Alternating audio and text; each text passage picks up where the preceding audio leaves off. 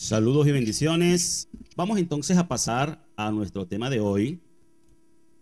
El tema de hoy se trata de la decadencia de la iglesia gentil y específicamente cómo se introducen los conceptos de el clero y los laicos.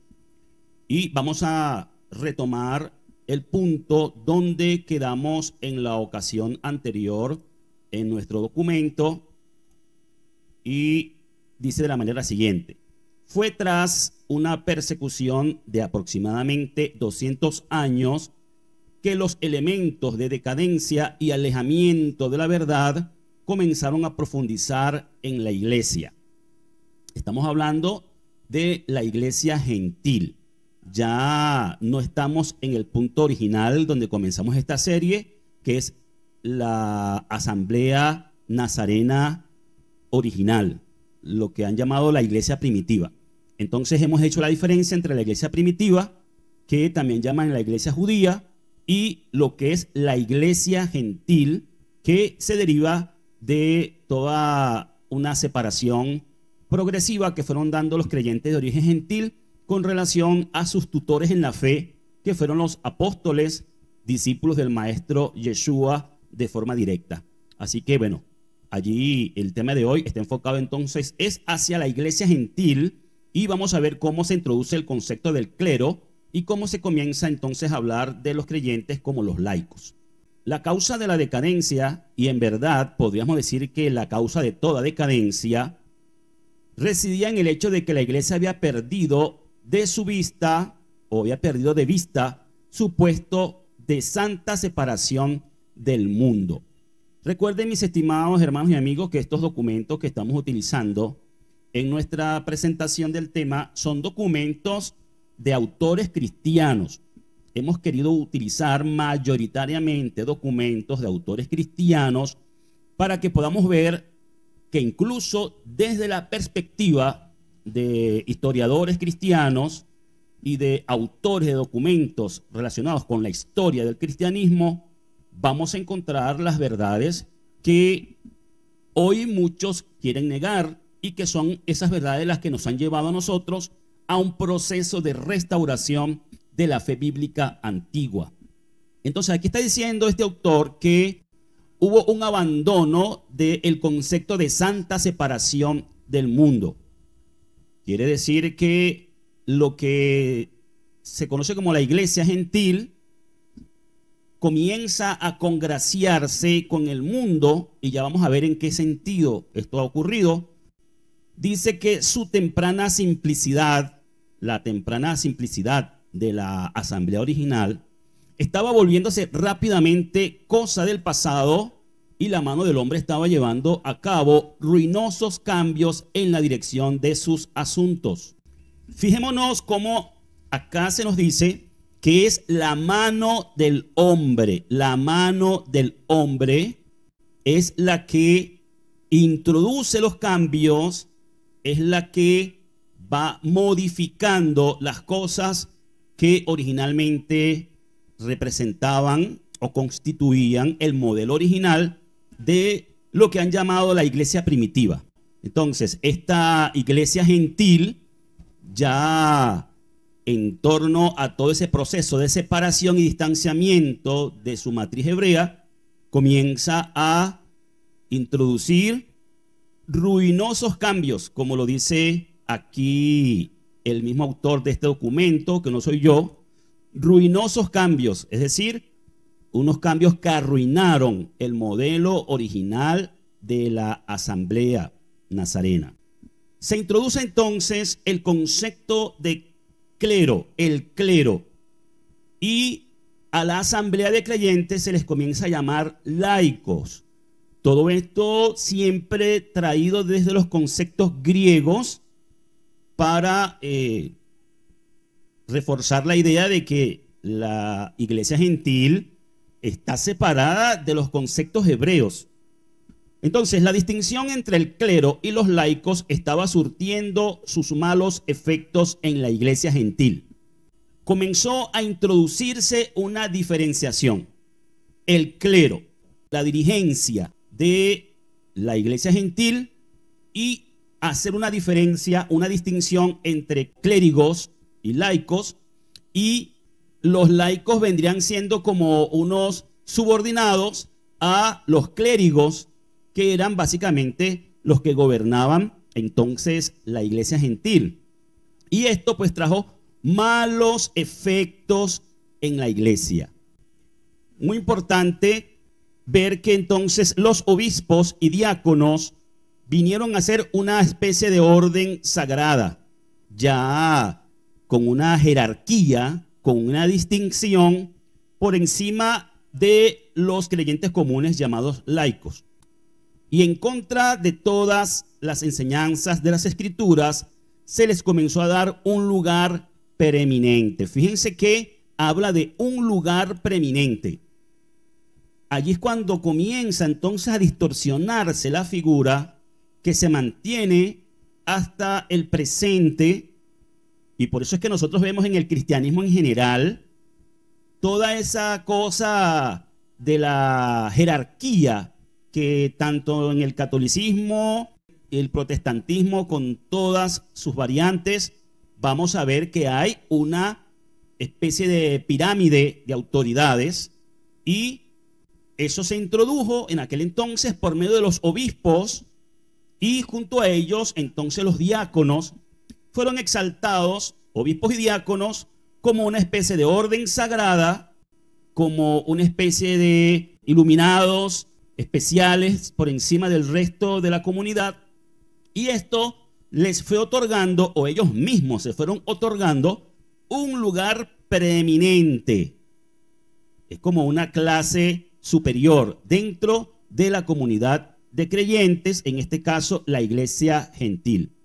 Esos fueron los comienzos de lo que ahora se ha desarrollado como un vasto sistema jerárquico. Este vasto sistema jerárquico es lo que hoy se entiende como el papado en la parte católica, y están las otras variantes de iglesias similares a la católica, pero que forman parte del protestantismo, y ya las otras denominaciones más posmodernas también tienen esa figura. Por ejemplo, en las iglesias cristianas más modernas han establecido un sistema apostólico donde la figura del llamado apóstol es una figura preeminente por encima de el resto de los demás oficios o ministerios en la iglesia. Y bueno, han creado de esta figura de los apóstoles posmodernos una figura jerárquica, superior y predominante en estas iglesias cristianas posmodernas. Los apóstoles establecieron ancianos, dando sin duda su reconocimiento formal a aquellos que ya habían sido capacitados por el Espíritu de Dios. Una cosa es lo que hicieron los apóstoles siguiendo el modelo que les enseñó el maestro Yeshua, estableciendo, ordenando personas para el servicio, y repito, para el servicio, y no para ocupar un lugar preeminente jerárquico, que fue en lo que lo transformaron los gentiles. Pero después de la muerte de los apóstoles, los supervisores, es decir, los obispos, lo que son es supervisores. Esa sería la función del obispo bíblicamente hablando, y no jerarcas de la comunidad de creyentes. Entonces, estos obispos son los que toman la figura de preeminencia sobre la comunidad, y luego de la muerte de los apóstoles, estos obispos que habían sido designados por los apóstoles para llevar a cabo una obra necesaria y no meramente para tener una posición oficial, comenzaron a arrogarse para sí mismos el derecho exclusivo de enseñar y de administrar, por ejemplo, lo que ellos llamaban la cena del Señor. Digo ellos, los cristianos de origen gentil, porque recuerden, les repito, que los documentos que estamos utilizando son de autores, de fuentes cristianas, y lógicamente que siempre vamos a encontrar en estos documentos el anacronismo de utilizar figuras o conceptos ya de una época posterior en relación a la historia del primero y segundo siglo, por ejemplo, o del siglo I y siglo II en adelante. Entonces, esto de la cena del Señor pues son conceptos que se fueron introduciendo en la costumbre de la iglesia de los gentiles. Pero en el concepto original de la Asamblea Judía Nazarena se hablaba, era de el Pesaj, la cena memorial del Mesías, que estaba más íntimamente relacionada con la celebración del Pesaj del pueblo hebreo. Pero luego entonces, y hasta hoy es conocido como la Cena del Señor. Lo cierto es que nos dice este documento que entonces comenzó a haber una exclusividad para los obispos en ciertas cosas. Por ejemplo, si vamos al concepto hebreo, nos vamos a encontrar que la cena de Pesaj era un asunto netamente de la familia, en el hogar, de los creyentes, y en el contexto de pueblo, todos al unísono estaban en sus hogares celebrando la cena de Pesaj, y por ende los discípulos nazarenos mantuvieron la costumbre de celebrar en casa. Ahí no había ningún obispo, ningún supervisor, ni ninguna especie de religioso superdotado que debía estar presente para poder hacerse o administrarse esta ceremonia. Entonces, estos que habían sido designados en las localidades para que cumplieran la función de supervisores, pero estos supervisores llamados obispos no eran designados para ejercer una jerarquía, una especie de monarquía sobre los creyentes, sobre la comunidad. No eran para ocupar un lugar de preeminencia, de autoridad, de gobierno, de señorío sobre la comunidad de creyentes, sino que era para servirles, para organizar, para coordinar, para dirigir, para enseñar, para orientar, para todo lo necesario que infiere un liderazgo de una comunidad, porque toda comunidad debe tener una cabeza que conduce, que es el orden del modelo hebreo. En el modelo hebreo vamos a conseguir el concepto de, como ya les dije en otra ocasión, Rosh HaKeilah, que es la cabeza de una asamblea. Pero ese concepto de Rosh o cabeza no es un concepto de jerarquía, que es lo que los gentiles introdujeron. El concepto de Rosh HaKeilah o de cabeza de una asamblea es alguien que, como en un cuerpo humano, la cabeza conduce al cuerpo.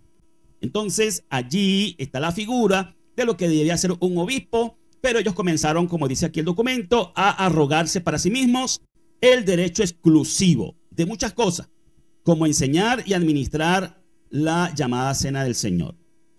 No era lo único, realmente progresivamente ellos se fueron arrogando la autoridad y el derecho por encima de todo lo que no podían hacer el resto de los miembros de la comunidad. Y quiero decirle, mis estimados hermanos y amigos, que esto, que comenzó hace tanto tiempo atrás, a finales del primer siglo y comienzos del siglo segundo, ya se establece todo este orden clerical y ha sobrevivido al paso del tiempo y de los siglos. Y hoy sigue existiendo ese modelo de gobierno clerical, no solamente en la Iglesia Católica con el sistema papal, sino que en la Iglesia protestante o las iglesias que conforman el protestantismo, en el cristianismo evangélico, por ejemplo. En muchas congregaciones esos principios, esas diferenciaciones de lo clerical y lo laico, se mantiene esa especie de categoría de que hay quienes están en una categoría superior, y dentro de los mismos laicos, basados en sacramentos cumplidos como el bautismo, tienen también unas atribuciones superiores a los otros que no han cumplido esos sacramentos, que ya lo vamos a ver más adelante. Vamos a seguir aquí en el documento. Dice: así, a comienzos del siglo II ya existían en Asia Menor los tres cargos permanentes de obispo, presbítero y diácono. Y fíjense que eran cargos permanentes. Estos cargos permanentes eran como cargos vitalicios, donde pues la gente que estaba en esas posiciones estaban coronados, por decir así. Estaban coronados, estaban en puestos de autoridad. Y al transcurrir el tiempo, estos hombres fueron asumiendo más y más de control y liderazgo sobre la iglesia. Sobre todo esta palabra, quiero resaltarla: control. Control. El clero, básicamente, en lugar de cumplir su rol natural, que debía ser liderar, conducir, orientar, coordinar, dirigir, ellos comenzaron a ejercer control sobre la iglesia de los creyentes de origen gentil y sobre sus actividades, y los miembros ordinarios de la asamblea fueron reducidos a la posición de someterse a este control. Miembros ordinarios eran pues los conocidos como laicos o denominados como laicos. ¿Qué era lo único que podían hacer los laicos? Someterse a este control. Era lo único que podían hacer. Quiere decir que ahí se estableció una clase privilegiada dentro de la iglesia de los gentiles. Así, algo que era al principio una cosa más o menos informal y temporal, se desarrolló a cargos fijos y permanentes. Entonces, lo que llegó a ser la base de la autoridad, oigan bien, no fue la capacitación continuada por el Espíritu, sino la posesión de un oficio eclesiástico. Vaya, miren esto, la base de la autoridad en la iglesia gentil dejó de ser lo que era al principio desde los apóstoles, que la figura del Espíritu Santo estaba como la fuente principal para estas designaciones. Es decir, vamos a encontrar en los escritos apostólicos, en el libro de los Hechos, por ejemplo, cómo se designaba por medio del Espíritu. Y cuando hablo del Espíritu es importante hacer un paréntesis aquí para decir, no estamos hablando de una persona, no estamos hablando de la tercera persona de la Trinidad. Cuando hablamos del Espíritu Santo, aunque aquí aparezca en letras mayúsculas porque está citado de una fuente cristiana, nosotros hablamos de Espíritu Santo con letras minúsculas porque estamos hablando del don, de la manifestación, de la revelación y de la iluminación, que ese don del Espíritu Santo a través de los apóstoles y los líderes subsiguientes, originales, sucesores de los apóstoles o designados por los apóstoles en la comunidad original, la comunidad judía nazarena, pues eran hechos designados invocando el Espíritu Santo. Por la dirección del Espíritu se designaban a personas como, por ejemplo, tenemos el caso de quien ocupó el lugar de Judas Iscariote. Inclusive en el Concilio de Jerusalén vemos cómo termina diciendo la carta, la conclusión de la decisión de este concilio: nos ha parecido bien a nosotros y al Espíritu Santo. Es decir, realmente a nosotros por medio del Espíritu Santo. La decisión fue de ellos, pero por medio del Espíritu Santo, que es quien les dio la iluminación para tomar tal decisión. Entonces esto se perdió. Si eras obispo, presbítero o diácono, tenías la prioridad para este tipo de designaciones y de oficios dentro de la comunidad. Es entonces a raíz de eso que surge la figura de los que hoy se conocen históricamente como los padres apostólicos.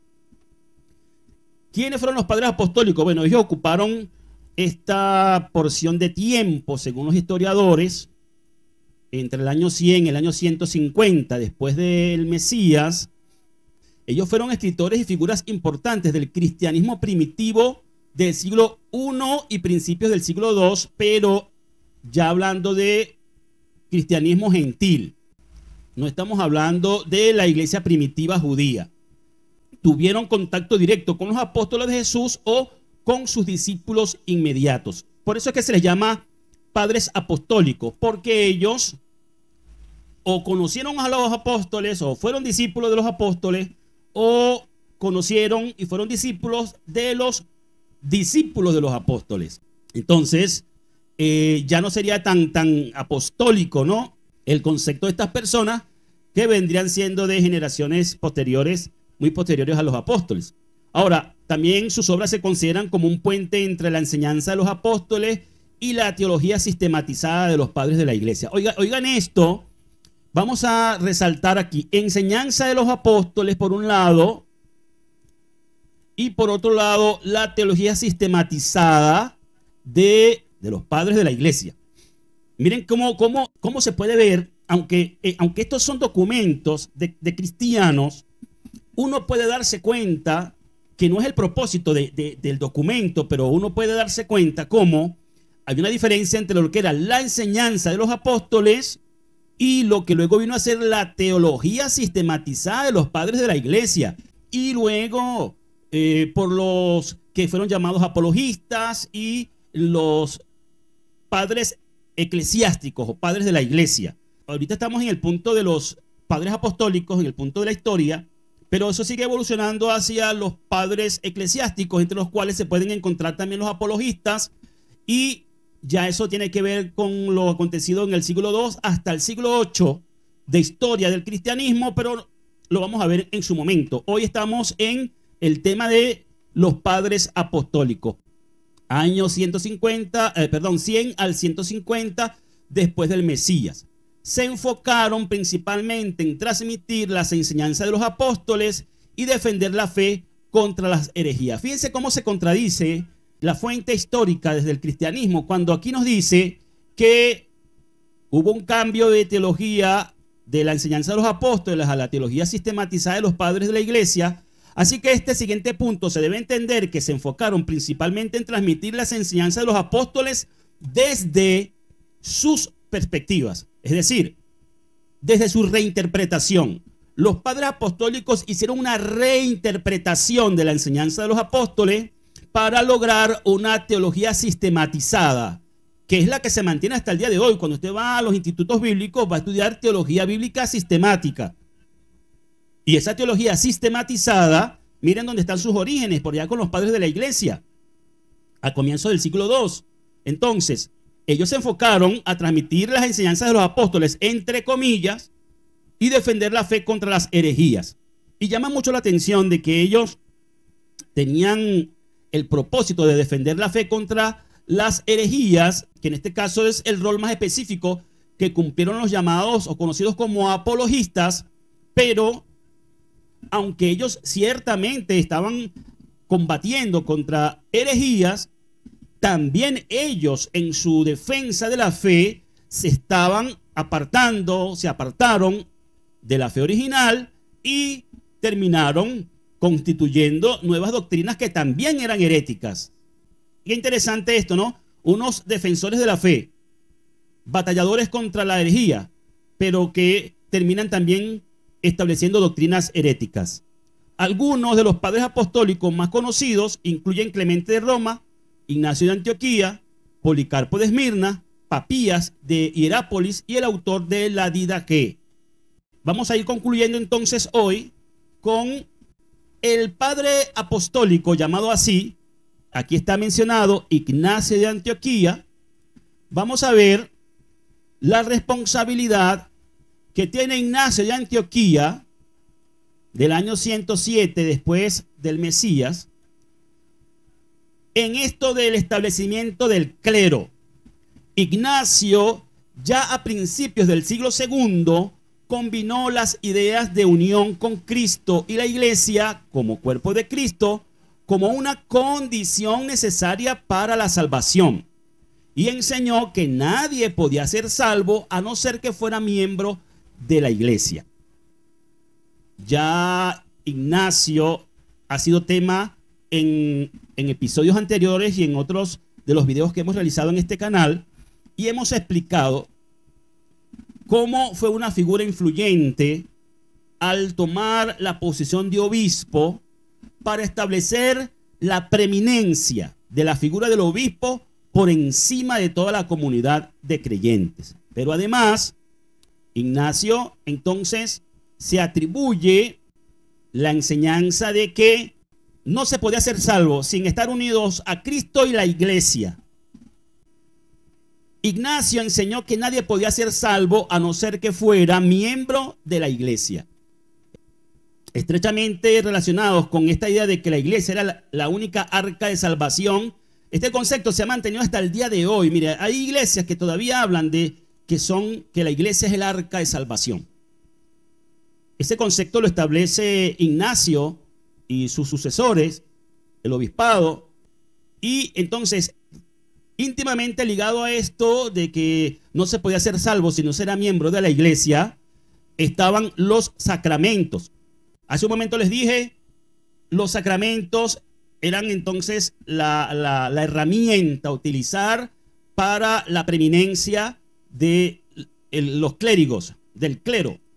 Íntimamente relacionado a esta idea de que la iglesia es el arca de salvación, estaban los sacramentos, o también conocidos como medios de gracia, de los que el bautismo y la Eucaristía eran los dos ejemplos destacados, es decir, los principales sacramentos que administraban los clérigos era el bautismo y la Eucaristía o la comunión. Eran estos los dos ejemplos destacados. ¿Quiénes podían administrar el bautismo y la Eucaristía? Solamente la clase privilegiada de los obispos, presbíteros y diáconos. Eran los que estaban relacionados con el tema de la administración de los sacramentos, principalmente los obispos, claro.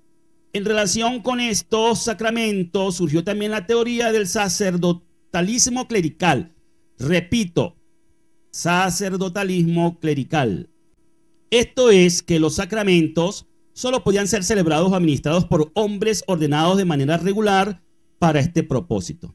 Es decir, ya se comienza a establecer toda una normativa, toda una cosa hecha por los hombres, que como comenzamos viendo en el principio de esta presentación de hoy, la mano del hombre fue la que introdujo ruinosos cambios. Dentro de esos ruinosos cambios está el que ahora la clase privilegiada, clerical, los clérigos, eran los únicos que tenían atribuciones para administrar los que llamaban sacramentos, y que había entonces que ser ordenado de forma oficial y regular para este propósito. Es decir, si los clérigos no te reconocían, no podías formar parte de esa privilegiada clase. Para tú ser un laico y trascender a la clase privilegiada clerical, tenías que pasar todo un proceso. Y bueno, ya todo eso incluye una cantidad de estudios teológicos hoy día, y luego entonces tener la aprobación de esta clase especial clerical, este sacerdocio oficial, para poder entonces administrar estos sacramentos. Es decir, el poder en manos de unos pocos que tenían el control, que establecieron el control, y eran quienes podían reconocer, lógicamente, lo cual traía consigo la corrupción de que se manejaron muchas cosas a raíz de todo esto, ¿no? De cómo llegar allí por otras vías, cómo cobrar, así como cobraban indulgencias, también cobrar por reconocimientos, distinciones, ese tipo de cosas.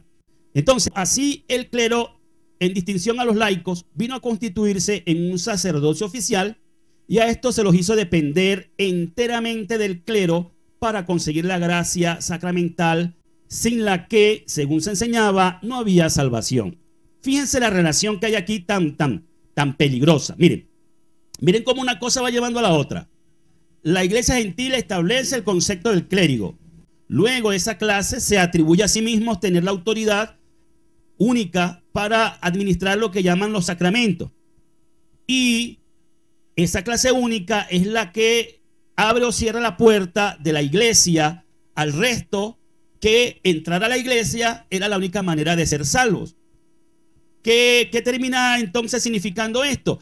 Que el poder de la salvación, estimados hermanos y amigos, oigan esto, el poder de la salvación, la determinación, la decisión final de quién podía o no ser salvo, pasaba por mano de esta clase clerical, que podía entonces decidir a quién administrarle los sacramentos, y los creyentes estaban simplemente subordinados, limitados, no podían hacer más nada que esperar de ellos esa aprobación y esa administración de los sacramentos para poder aspirar a la salvación. Miren cómo se distorsionó todo cuando originalmente la escritura en el contexto hebreo lo que dice es: cree en el Mesías, Yeshua, y serás salvo. A eso es que yo me refiero cuando yo hablo de la religión institucionalizada. Una institución religiosa que establece una serie de cosas, normas, prácticas, leyes, Entonces, mis estimados hermanos y amigos, para ir terminando, una vez que quedó establecida la distinción entre el clero y los laicos, vemos una multiplicación de los oficios de la iglesia y la introducción de otros que nunca fueron contemplados en las escrituras, oficios que nunca fueron contemplados en las escrituras. Estas actuaciones pueden haber servido para lograr un orden externo en la iglesia, y la verdad es que la necesidad del mismo fue de manera principal la causa de estas innovaciones. Es decir, al principio el propósito era buena intención. Se requería un orden en la iglesia, una organización. Esa fue, por decir así, la principal causa de estas innovaciones. Pero en la práctica reprimieron la libre expresión de la vida espiritual y de la fe y negaron el principio fundamental del cristianismo. Repito, este documento es de un autor cristiano, ¿sí? Y dice que el principio fundamental del cristianismo era que hay un solo Dios y un solo mediador entre Dios y los hombres, Jesucristo hombre, el cual se dio a sí mismo en rescate por todos. Es decir, el clero vino a usurpar el lugar del mismo maestro Yeshua como mediador entre Dios y los hombres, lo quitó de ahí, se puso la iglesia como la mediadora y única arca de salvación. Miren la gravedad de lo que significó la instauración de la clase clerical en la iglesia gentil. Totalmente lejos, alejado de lo que había sido la iglesia original, la comunidad, la asamblea judía nazarena. Entonces concluimos diciendo, el inevitable resultado de todo esto fue que el Espíritu Santo dejó de recibir el puesto que le correspondía de derecho en la iglesia y de autoridad en la iglesia. Los obispos cristianos estaban aceptando puestos en la corte y buscaban recibir la gloria del mundo, mientras que comenzaban a aparecer ostentosos templos para la exhibición de la religión cristiana. Cosa más grave todavía, los cristianos pronto invitaron la intervención del poder civil en los asuntos de la iglesia y lenta, pero seguramente comenzó a hacerse más evidente el fatal vínculo con el mundo. Vínculo con el mundo, dijimos al comienzo de la presentación de hoy, que la iglesia perdió de vista su puesto de santa separación del mundo. ¿Y cuál fue el resultado? Que ahora la jerarquía de la iglesia gentil comenzó a asociarse y a aspirar el poder político que se desprende del concepto del Imperio Romano de aquel entonces. Ahora pueden comprender un poco lo que hablábamos en el episodio anterior acerca del por qué la necesidad de separarse de los judíos, que eran motivo de persecución, pero con este giro, con este cambio, con esta nueva clase clerical, con este acercamiento hacia Roma, se comenzaron a abrir puertas, comenzó a haber una mezcla entre lo civil y lo religioso. Entonces allí comienza toda esa decadencia, y es por eso que se confunde luego ya la iglesia con la sociedad romana y se constituye como la religión oficial del Imperio Romano. Y así es como ya no hubo más persecución contra los cristianos de origen gentil y vino a consolidarse una iglesia poderosa, religiosa y civilmente, apoyada por la fuerza del imperio. Y vamos a ver cómo el barbarismo del Imperio Romano también es heredado y aplicado de igual manera por esta iglesia ahora oficial, que ya conocemos la historia acerca de las cruzadas y de las inquisiciones y de todas aquellas cosas que esta santa iglesia ha esparcido en la historia de la humanidad. Y hasta aquí llegamos entonces en el día de hoy en nuestra presentación, en esta cuarta parte de la serie de historia del cristianismo.